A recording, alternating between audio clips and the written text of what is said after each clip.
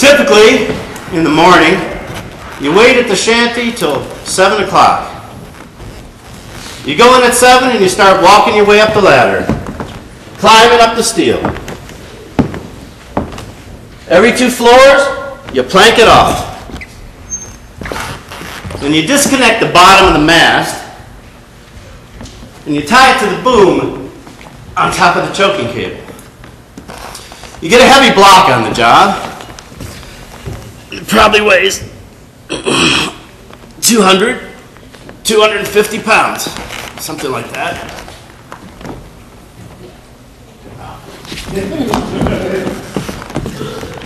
I started when I was 18 years old, working structural steel. I worked on towers probably 120, 130 feet high. And most people are afraid of heights like that, right? So, automatically, every iron worker has an ego. Well, you're doing something somebody else can't do. And you get to wear a tool belt. When you're 18 years old, you got those wrenches in like a holster. You're like a cowboy or a sailor. If I put a 2x4 on the floor, I couldn't knock you off with a stick. But if I put it 50 feet up and a little gust of wind comes and you overreact, you end up falling off.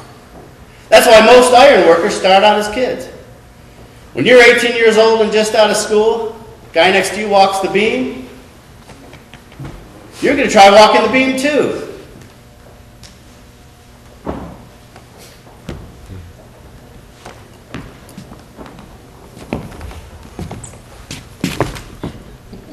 Iron workers very, very rarely fall in the hole. That's what our term is if somebody falls off a building, they fell in the hole. We talk a lot about it among ourselves. You iron work long enough, you're going to get some real scares. I notice myself, I get a copper taste. If you put a penny in your mouth when you were a kid, you know that taste? It's a taste of fear, I guess. As you get older, you reconcile yourself to the fact that it's easier to drop down and coon across the beam, we call it.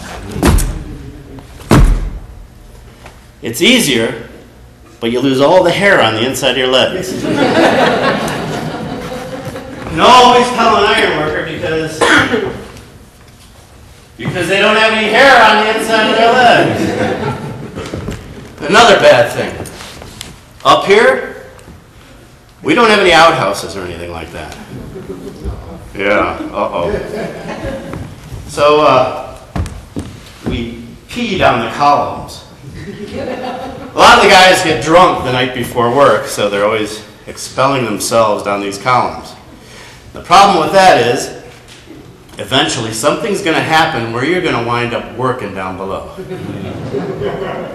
The worst thing in the world is you have to burn something down there. It's like cooking a toilet.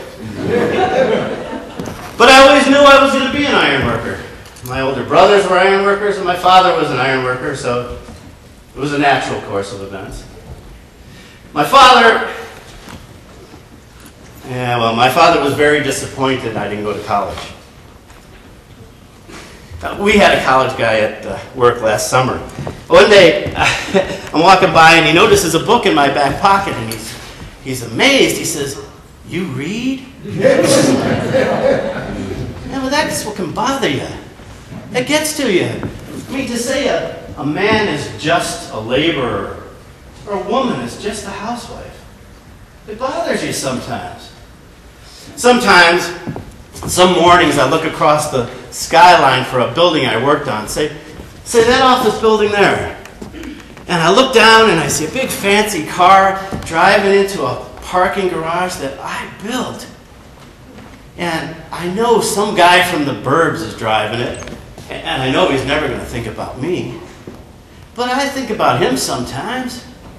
Sitting back, driving his air-conditioned car into his air-conditioned office, just sitting back and enjoying that ride.